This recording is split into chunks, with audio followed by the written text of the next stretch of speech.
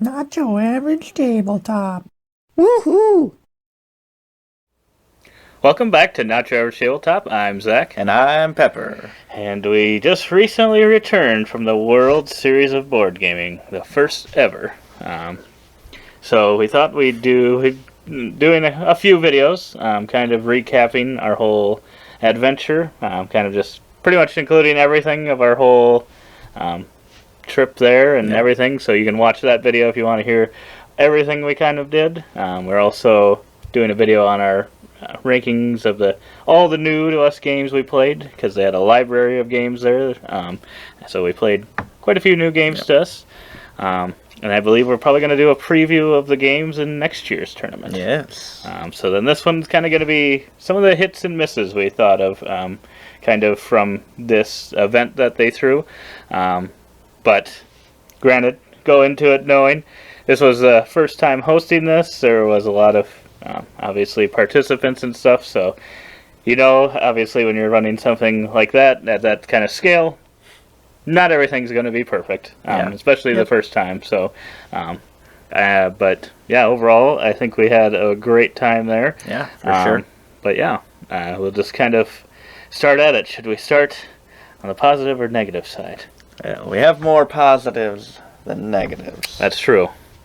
So yeah, we'll just start off by saying right away, and we did a kind of initial video on this too, kind of recapping the games that they had there as the tournament games. Yep. I think they had a great selection of games, some solid games that kind of, I would say, kind of built the hobby, like the Ticket to Rides, the Catan, Carcassonne. So you got some of those, and then you got some heavy hitters like Brass Birmingham, Great Western Trail, which are kind of some of the top games on Board Game Geek, Terraforming Mars, Wingspan. You got popular games. You got a little bit of everything in there. Yeah, and some other ones that are not ones that may be on everyone's radar, like Dominant Species, Marine, Acquire. Although I've heard a lot of people there that do like those games quite a bit, but those weren't two that were on our radar. So it's nice to bring more of those games along with some of those big names. Right, yeah. I'm not exactly sure who decided that. I'm guessing it's kind of a team of people, but so I would guess that probably some of those are maybe some of their favorite games that are kind of lesser known, if I had to guess. I'm assuming if we ran a tournament like this, maybe we wouldn't do it because might be a little unbalanced, but we'd probably want to throw something in there like Tapestry or something. I'm happy with the game selection. Just all Stonemaier games. Right. Exactly.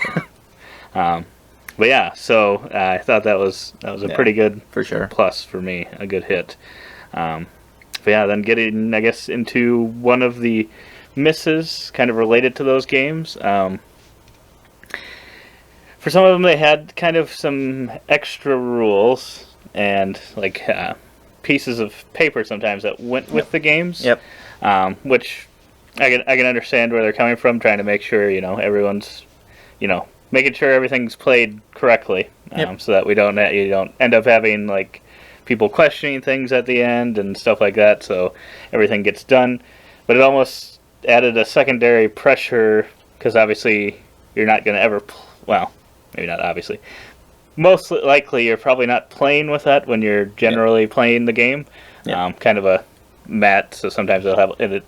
For example, I played Terraforming Mars and it had costs and things you're gaining, but it didn't really have a split out of things you gain. So if you gain some titanium or steel or the mega credits, they kind of all go in the same circle, so you kind of have to remember which ones are which. They didn't have it really broken out further than that, so it's just a little easy to forget those things. Yeah, I just think if you're going to go the extra step of having that and having that be something you have to use, that it should be just very clear in what goes where, and not have to kind of make your own little divisions. Right. And then kind of along with that, Terraforming Mars again, for example, kind of had a few special rules that are pretty close to what it is, but pretty close to what you typically play, but you kind of drafted 5 left, 5 right, and just some kind of minor things that was not easy to remember if you didn't usually play it like that. Yeah. So I think like for things like that, it would have been nice to kind of have that rule set because that was kind of sent in email format. Yep. It would have just been nice to have a that copy of that paper if there are special rules like that. Yeah. Just to make it easy to remember, since it is playing it just a slight difference to it. Yep. But yeah, I guess. Is there anything else with that? There was one in Wingspan that we both played too. Wingspan that also had that paper, which it slows it down a little bit, especially when Wingspan when you can kind of activate your row of birds, and one activation may gain you something that you then may discard or use in another activation. So it's not like 100% clear of, okay, you gain it and put it on this paper for your gained whatever that turn. It's like, do you then immediately move it into your supply, where some other times it feels like you need to leave it there until the end of your turn and then move everything. So it can create little moments of like, okay, is it okay if I move this now? Right, is everyone clear? You get a little bit worried because you don't want to. You're not intending to break any rules or anything, but then you're like, okay, can I take these actually or not? Yeah, it does put a little pressure. And another thing is, like, it says once you put a cube on an action, you can't take it back, you have to take that action. So like for playing cards, if you maybe are thinking a few turns ahead and maybe jump ahead to like a turn ahead than you actually are in that plan, and you're like, oh, I can't actually play the bird yet, I had to go get an egg or something. It's like, no, you put the cube there, you have to play a bird card from your hand. It doesn't have to be the one you intended originally, but you have to play a bird card. And I'm just like, if all you did was put a cube down, I feel like that's no different than just having the thought of going to that action. And I'm like, I just feel like just a little leeway of like, okay, obviously you've not changed the game state at all. You should be able to choose a different action. I just feel like that rule is a little absurd. But things like in Terraforming Mars, like you said, like the drafting of cards, I'm fine with things like that, just changing it a little bit to maybe make it a little more fair. But yeah, I just feel like there's some rules that go a little too far. Yeah, and I don't know if all games had that. We kind of just mainly looked at the ones we were in. But yeah, so... But I think the good thing, one of the kind of getting into one of the hits again, is all the staff there, along with the judges during games and stuff, were all very helpful, and they all seemed very knowledgeable. And kind of if you had questions like, if I triggered this bird and whatever, and they were very good about being able to answer those. And just even if we weren't in the tournament part, it seemed like they had staff kind of walking around that were also very helpful as well. So I think that was a few times that we did ever have a staff come over and ask a question, they always knew exactly what to say and what the answer was. So they were very, very helpful. Yeah, so that was definitely a great thing to see, and I'm guessing, I don't know 100%, I'm guessing a lot of those were volunteers too, so the fact that they took it that seriously was really great to see for sure. as well. So yeah, that was a solid plus. Then we can get into another miss, which is kind of a miss, kind of not, because they didn't have a kind of PA system in the not open. Trying to think if there was one in the open gaming area, but kind of around the library. And I'll give, I think it's John, credit. He was very loud and he tried his hardest. But when you're trying to talk over a room of 100 people or whatever that are all kind of murmuring, it's very hard to hear. So it would have been nice if they would have had that, but I can understand. Probably, I'm assuming it wasn't really at the top of their I'm guessing the main focus was, making sure the tournament was running smoothly and stuff. I don't think that was their main focus, but I think that's one of those easy things where it's just kind of a learning experience where it's like, okay, this wasn't great. I'm having to yell, and it's still hard for them to hear me possibly. But yeah, I give him credit because he definitely tried his hardest. He did. But yeah, so then getting back to another positive, I do like that outside of the tournament play, they also had outer ring events that you could almost kind of just sign up for at any time, it seemed like. I didn't know how hard it would be to get in those types of games when I first read about it. And I was like, ooh, I don't know if you have to kind of know ahead of time if you can do it and kind of go sign up right away. But it seemed like those were pretty easy to get into if you wanted to. You just have a paper sitting out on the table for the games that are coming up that day, and you can just put your name down and whether or not you have a copy, and just sign up there. So, yeah, that kind of helps. If you are like scheduled to play a certain game on a certain day, then you might think, oh, I'm not going to be able to possibly play that outer ring event that I was looking forward to. But if you end up not performing too well, getting bumped out of that tournament, then that does open you up for those outer ring events, and being able to sign up there was pretty awesome. Yeah, I agree 100% because, I ended up playing the Alhambra one after I got knocked out of the Terraforming Mars game, and also with that one, it kind of didn't feel like as much pressure, even though it still felt a little more important than a normal game. So yeah, it was just really cool that you're able to sign up for those. I think it was something where it sounded like you were supposed to bring kind of your own copies of the games. We'll get into another one of the misses with that a little bit. Kind of similar to the main tournaments. So each one you're kind of expected to bring your own copies of the game, assuming you weren't like a family. If you were both participating in that event, and you only had one copy, it's not like they expected you to go out and buy a second copy of the same game for your same household.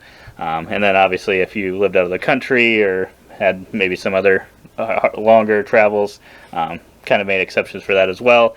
I think bringing your own games, they did make it so that they even said, and kind of had a video where they're sharing that you didn't really need to bring, like, you didn't have to bring like the full box and stuff. Like if you could get it into a smaller plastic bag or whatever, you could kind of pack them that way, which is good for sure, that you didn't have to, like if you're playing 4 games, you don't have to bring 4 ticket to ride size boxes in your your bag, your luggage. So that part was nice, but I don't know how well that worked. It seemed like, because I had taken it like, oh, this is law of the land. Oh, you gotta bring your own games, otherwise you won't be able to compete. And I already thought that was a little weird, but I think their meaning and intention behind it is they figured people wouldn't end up bringing them, so they wanted to kind of get as many people as possible so that they'd have as many copies as they could possibly get there. So as many people that could do it, they'd have those available. So I understand why. But yeah, it didn't seem like a lot of people. It didn't seem like there was an abundance. Like I was thinking, wow, if everyone brings these games and you've got 4 to 5 player games of these games, we're having pretty much, sometimes 20 to 30 copies, or times 3 or 4, 60 some copies of it not needing to be played and whatever. But yeah, even that brings up. One of the games that we were bringing was Wingspan, and I had brought Wingspan and Terraforming Mars.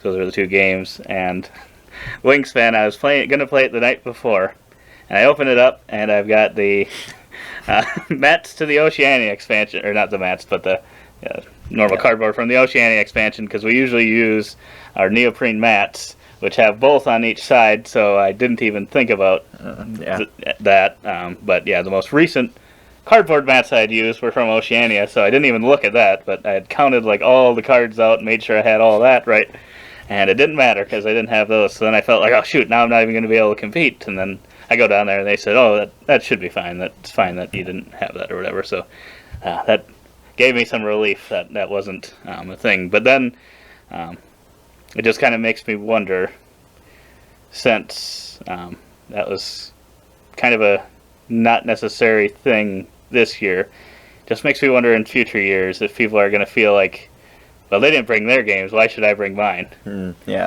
That's the only thing I'd be worried about. It's if you don't enforce it, then I don't know if it's true. I would hope people don't think like that, but it's definitely great.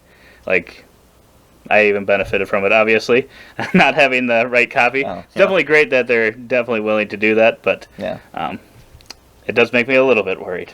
Yeah. So, yeah. Went on maybe too long on that. But, yeah. Yeah. So then we can get into another hit, and that is the gaming library. Yes, they had the Dice Tower West library, which is just like, we have a big collection here. We have like 3 Calyx shelves full of games. They have about, I guess, how many shelves did they have? I feel like it was like 20 plus shelves. Yeah, 20 something So shelves. it's like 2,000 games full. there, probably. It's like, you just get in there and you're like, wow, this is the goal. Right. But yeah, it was a little overwhelming because we did look up kind of what games were in the library, so we had some picks that we definitely wanted to play, but it's like, oh my god, look at all these games. I could Should never have done a little more research, probably. Yes, but yeah, it's just awesome that even for guests or people who aren't playing a tournament game that day or possibly got kicked out, that you have that giant library to explore a ton of new games, or possibly a bunch of games that you really love that maybe you don't usually have time to play, or possibly don't have people who want to play it with you. You can just put up a player's wanted sign and have someone else come and join you for that game. Hopefully. Unless you're trying to get someone to teach you Arc Nova. Yes. It seemed like a lot of people wanted that, but there weren't the teachers for Arc Nova. But yeah. Oh, yeah, I think it is great. It's a great thing to have an event like this, because you don't really know your schedule as to, maybe I'll be out the first round, or maybe I'll make it to the second or third round. I don't really know what time it's going to be when I finish, and that just gives you a great option of something to do with your time, especially if you are a big fan of board games. You can even, if you've got future ones that you're playing, they've likely got those in the library, so you can kind of practice up.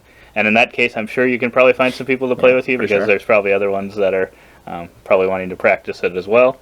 And then you can maybe eye out your competition a little bit. But no, I think that was a great thing to have, and I think it's almost, I don't want to say necessary. I do want to say necessary. I think it's almost necessary to have, because of the format of how the tournament works. I think so. I think if they didn't have that, unless you really like to gamble, or do other things in Vegas, I guess. I think if you're bringing that many gamers to one area, where a ton of them are going to get eliminated round one, you need to have a good sized library for them to have the open gaming, and they definitely did. It was fantastic. Yeah, because I would say that's one of the misses, was the fact that you weren't able to really make plans. Yes, because you couldn't really plan your day, because you really didn't have any clue how long rounds would last of certain tournaments. You didn't know if you'd make it to the second round or third round. I kind of always just banked, and I was right, banking on that I was not going to make it past the first round. So then you kind of know you've got most of your day ahead of you. But you did make it on in the Wingspan I ruined tournament. all our schedule by making it on to the second round. So it is... they kind of counteract that, like I said, with the library. So that was one of the things, if you're thinking of coming... if you like learning the new games in the library and stuff, I think you should be totally fine with that. For sure. We got to try a bunch of games that we've been really looking forward to for a while. Yeah, for sure. So, but if that's something that you don't really like, and you just like those 4 games that you play, you probably can find people to play them some more if you're fine with that. But, otherwise, you'd kind of just have to plan on the fly. Yeah. I would say. Yeah. So, And another solid hit for me was that they did a raffle for kind of the, I shouldn't say for me, it was more for you, but the VIP gaming, and just having kind of their VIPs there, of kind of a lot of people in the kind of board gaming, celebrities of the board game world. Right. Especially content creators, multiple of those. Sure. So I really liked that they had that, and that they kind of gave that raffle for potential people to play with these VIPs. Which someone, myself, did win one of those raffles. Yes. To play Terraforming Mars with the Podfather, Stephen Bonacore, which I will say was a huge hit for me.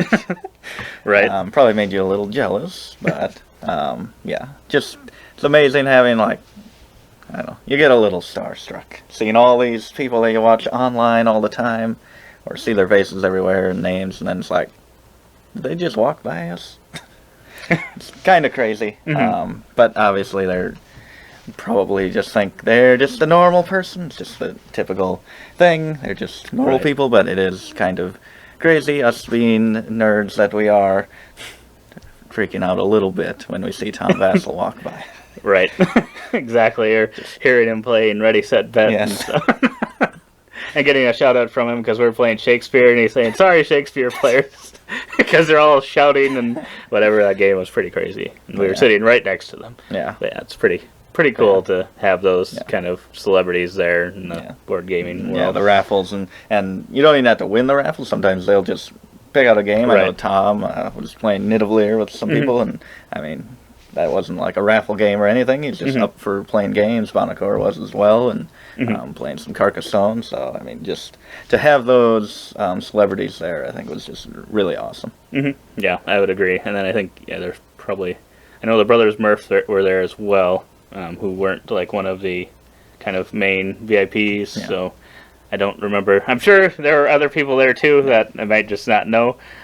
Because, I think on Instagram, it seemed like I've seen a few people that were there. I don't know that they're as big and celebrities as the others, but it was just really, really cool to see those types of people there. And they seemed to be having a good time, which was good as well. Yeah, for sure. And they seemed very friendly. Yeah, Bonacore was fantastic, just as you'd expect him to be. Right.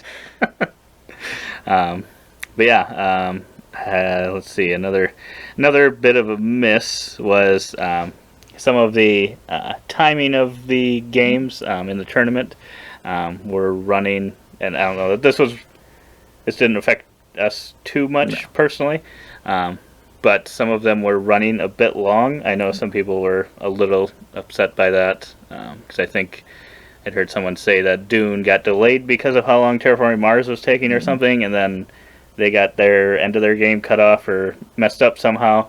So I could see that being a bit of a miss, but again, it's the first time kind of doing these. It's hard to know because I know we do a small tournament ourselves, just between friends and family and stuff, and it is very difficult to know how long games are going to take. So especially when you're playing for high stakes and stuff, you can kind of guess it's probably going to add some length to the game, but you never really know how long. And I think they had like set time slots for them, but I don't know if that was just a case where it ended up going long. I don't know. And maybe it was just an edge case, could have been. So, and I do know that I think my group in the 2 games I was in were like the first done. So then, if you bring your game there, another table is likely using it. And in my case, the Terraforming Mars, I looked over at the table, that had my game, and if you've played Terraforming Mars on the oxygen, temperature, and ocean, they had like 3 oceans out. They had the other 2 like up like 4 notches. So I'm like, if it's taken them this long to get this far, you had finished your game. We had finished our game. I'm like, oh boy, this has got hours left. Because it's not like the next round can commence while they're finishing it up. Everyone has to finish their game, so it's just going to be as fast as the slowest game. Right, exactly. So, I'm just like, well, I guess I don't know if they gave a time to come back. I'm sure they probably did if you were the winner.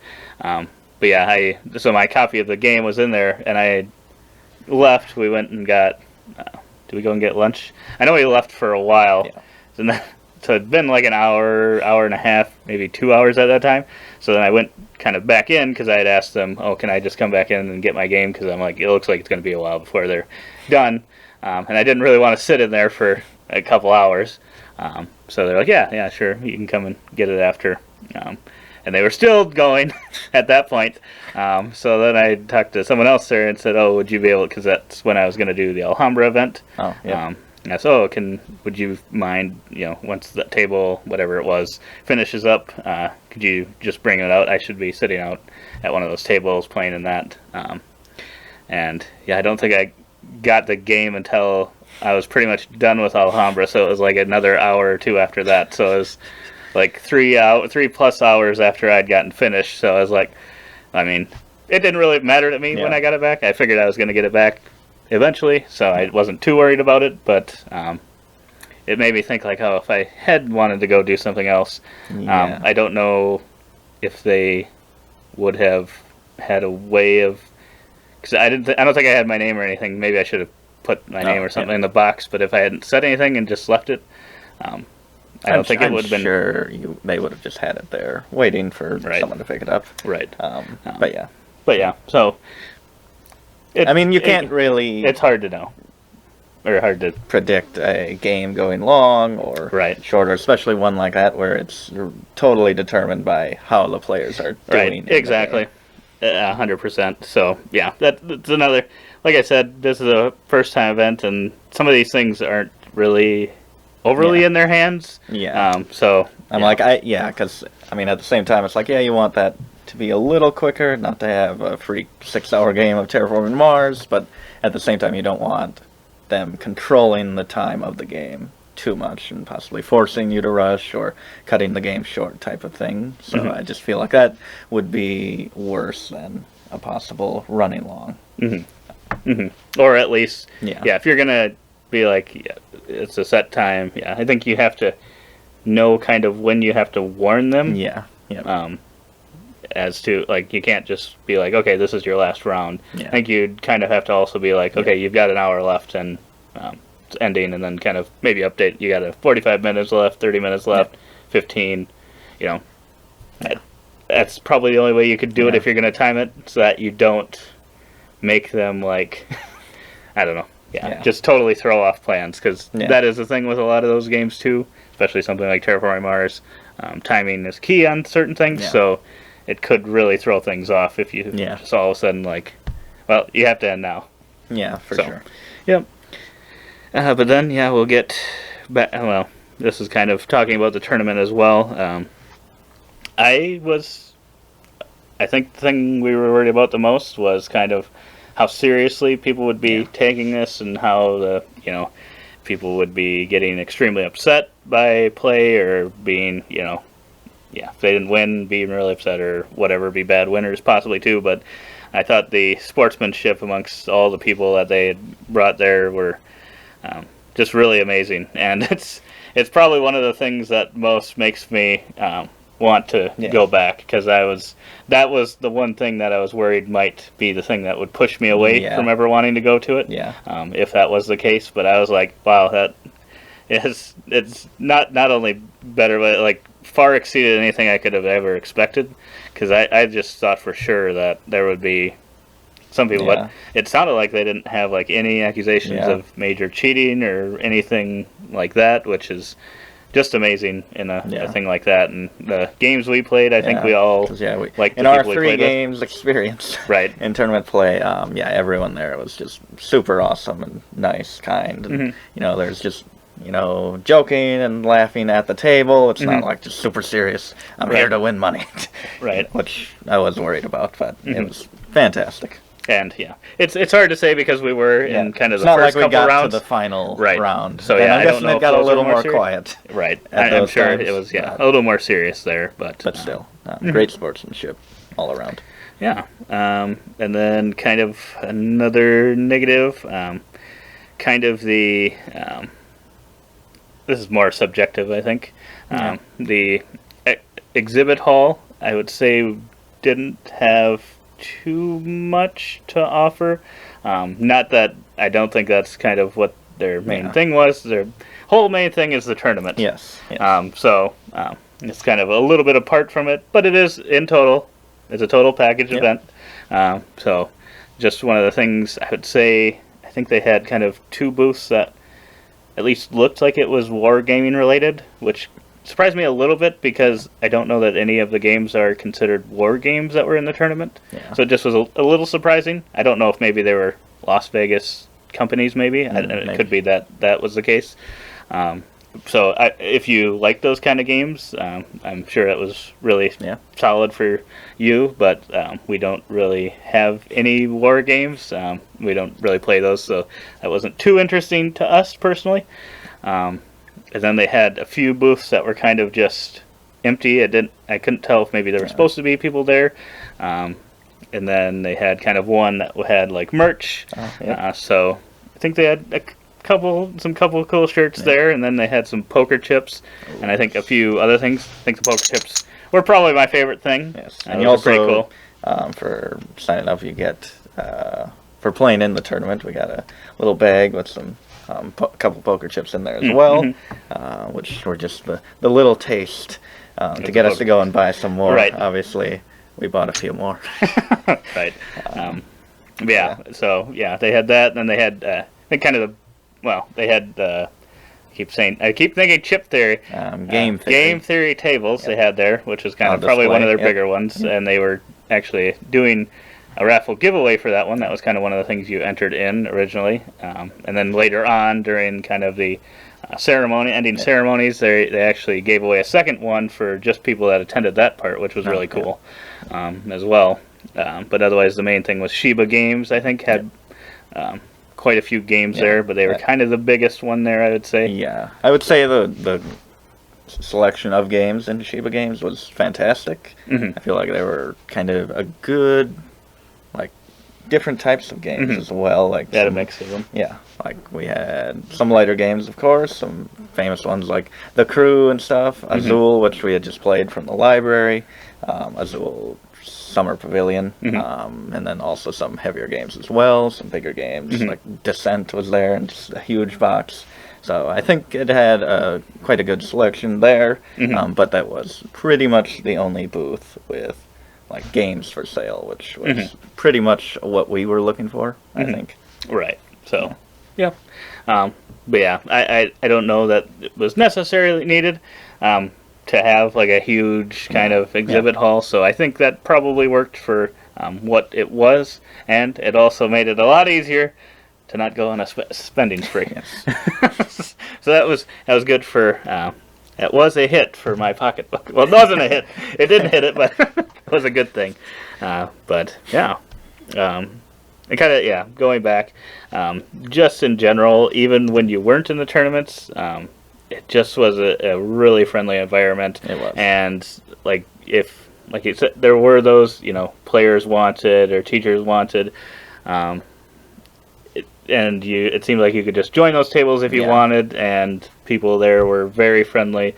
We were able to play with a few different people, had people come up to us and play with us as well, and it was just really great. It was just really friendly, which is crazy because it's a kind of an event mainly for this tournament for $25,000, so you really don't know what type of people that's going to kind of entice and bring, but it did bring the best of people, I thought. Yeah, I think so. Because just we've never been to a con or anything or a convention where people just go and play games, and I mean if that's kind of got the same environment and atmosphere as that kind of open gaming place did, then definitely up for more of that, because it's just awesome being surrounded by people who are just as enthusiastic about the games and want to teach you one of their favorite games or play that game with you. Right. It's just so awesome. Right. It really makes me, you saying it like that really makes me think of Del Wayne trying to get us to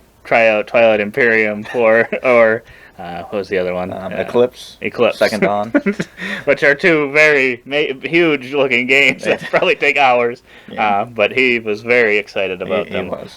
And it got me excited to want to play them. So it did. I was like, it's great I almost want to play Eclipse.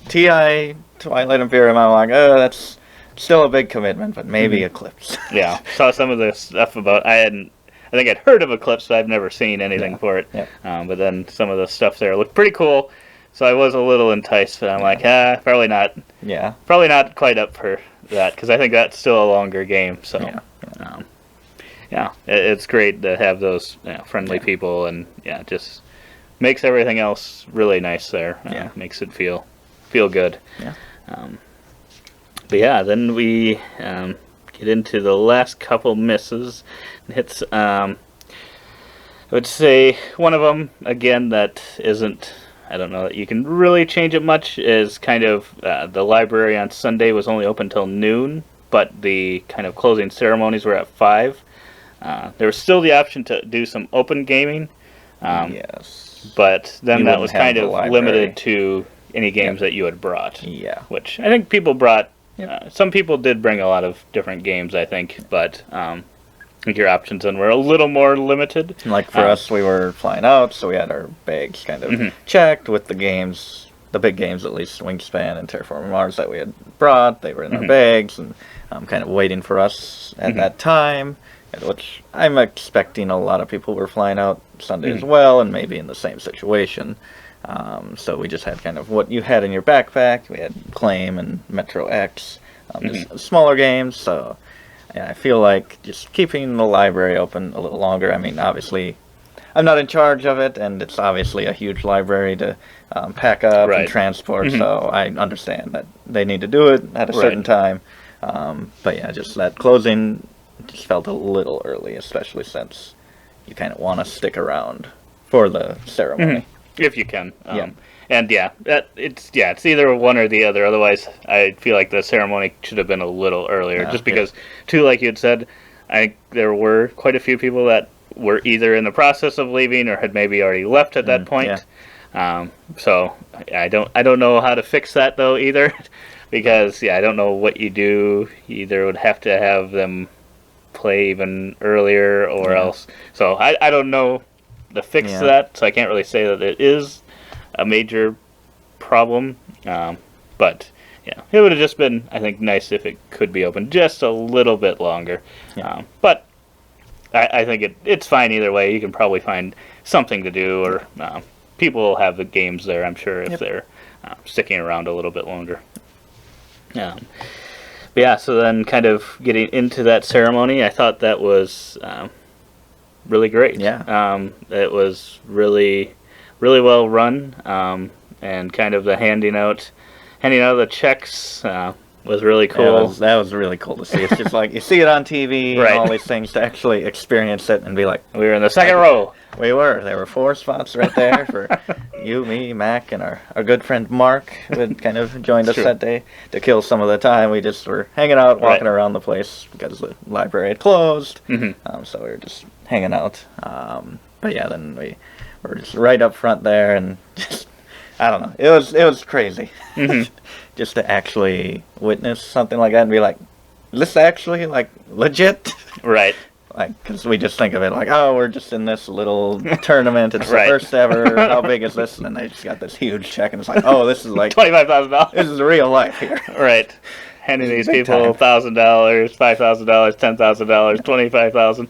Yeah, just crazy, and it was just awesome to not only kind of get their reactions to winning these, being kind of crowned these top players, and the champion as well, but everyone in the room too was clapping, applause, cheering. It was so supportive and so awesome, and to hear them kind of give a little speech, and it's just like, oh, they're just regular gamers, just like us, with their little stories, and one's got a YouTube channel, and just got like a thing from his daughter for good luck, and it's like, this is just, I don't know, just a positive environment.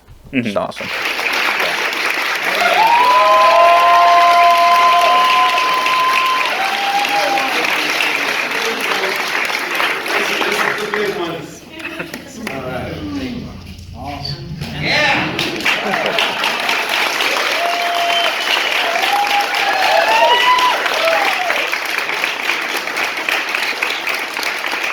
And like you said, they did the raffle for the game table, which obviously you gotta save that for last and keep everyone around. And that was super exciting, and they had one for kind of entering the area and the tournament or whatever, being a guest or whatever. And they also had one for just entering that room as well, giving away a second table. And so you knew someone in the room was going to have a good day. Yes, and then there was obviously reading off the numbers. I think John did a great job with just presenting all of this. Right. Reading off one by one. Obviously, everyone's tickets start with the, the same few numbers. First like 4 or 5 numbers. Everyone's cheering. Right. But then, then there's one woman who just got really excited about it, and she ended up being the one who actually won it, which I was like, okay, that's just perfect. Right. That's pretty crazy, because I think it could have been about like 10 people, I think, were in it when he kind of got down to those last couple numbers, and it ended up being her. So that was crazy. She was very excited about it. And the last number is 2.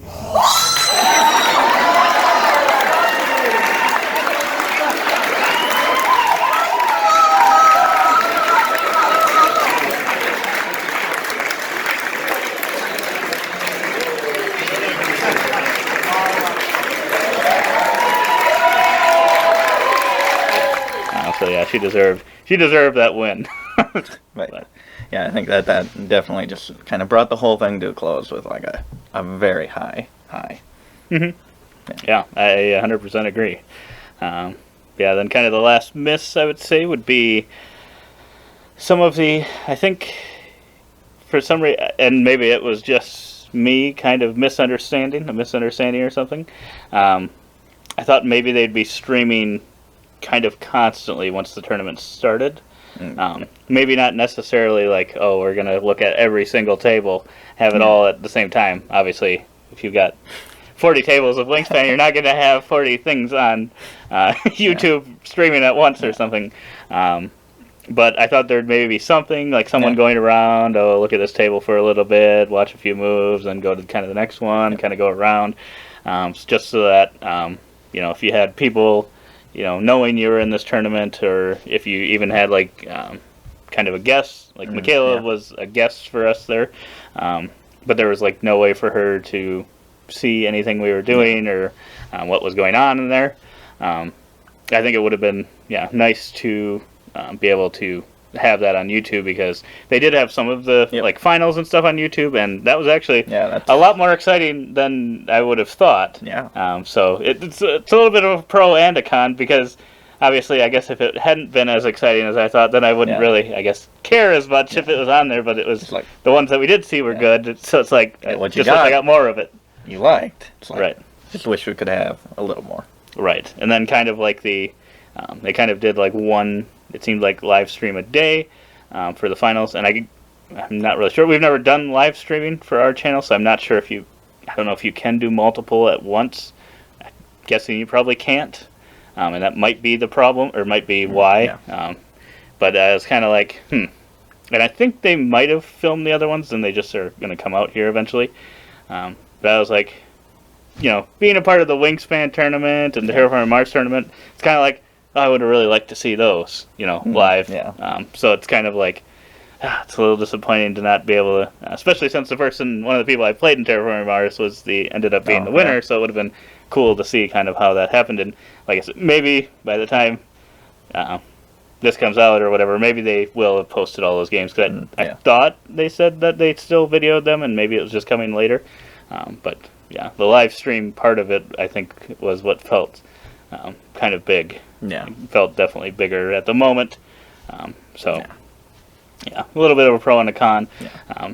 Michaela had also said, and I don't know how easy this would be, if you did kind of do, especially the earlier streaming when kind of you have a ton of tables kind of going at once, if there was a way to have like screens or TVs in there for any guests or whatever that wanted to watch it there, it would be really cool too, if you had a screen of kind of what was going on, if they had a camera going around.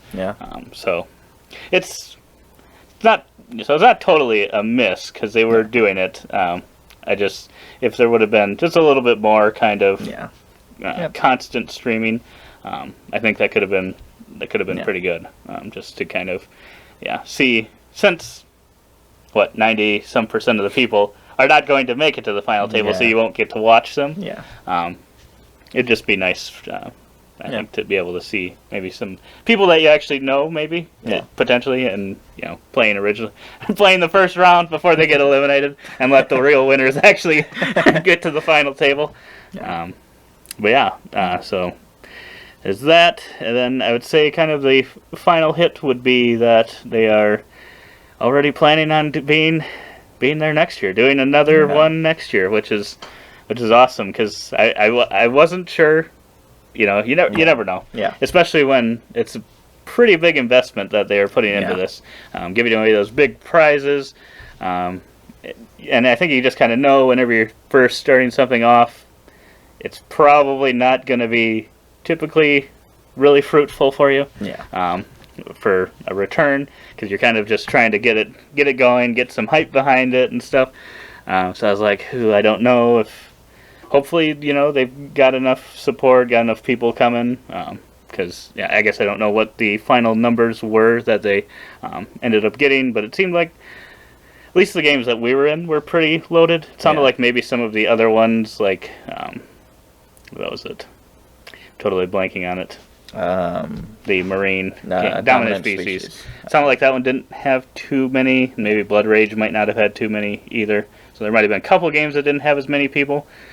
But I think overall they must have done well enough, because excited about next year already. And like I said, weren't sure right away, but I think this is one that I definitely want to return to. So hopefully, if our schedules line up correctly, or if it works out, we'll be able to go next year. And I think next year, I'm definitely going to be more willing to do 4 events versus we ended up doing 2 and 1, just because, like I said, we didn't know exactly. How serious people were going to be taking this, and how much of a chance we would even have. But that as well, I do really like the kind of structure that you can go in 4 games, and you lose one, lose one, lose one. You can still win it. I believe, did the overall winner, did he win on the last set of ring events last day? Oh, he won. Yeah, because he won Blood Rage. So that was on the last day there. Right. So, he got through those first 3, didn't win those ring events, got there in the 4th one, ended up taking everything. So just love that you can do that versus maybe some other competitions where it's just like one and done. So. I mean, there is a one and done portion, but you still, you get 4 one and dones. One and done times 4. Right. So you can, if your best game is the last game, you can still have a chance. Yeah. That is an awesome thing that you can enter multiple of the different games. So. Yeah. But overall, I thought it was, for first time thing. It's hard because we've never been to like some board game event before or anything like that, so it's like I don't have anything to compare it to. But it seemed like everyone we talked to had a great time, and a lot of them were already talking about coming back the next year. So it's like, well, I mean, I'm assuming some of these people have probably went to other conventions before, so if they're this excited about it, that sounds like a great thing. So definitely, I very much enjoyed, and definitely, hopefully, can lines up and we can be able to go again next year and maybe even win a ring. Right. But just any worries that I had, like any big worries of kind of just the vibe and atmosphere of it, it just went out the way. It was just so amazing, so fun, so friendly, just all around from start to finish. The environment was fantastic. I 100% agree.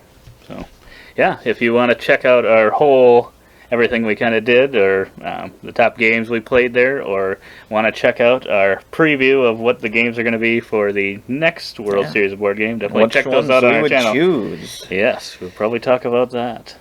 So if you want to know that, you better check out our other stuff. Otherwise, we hope to see you on those videos. And as always, don't forget to keep on nibbling on our content.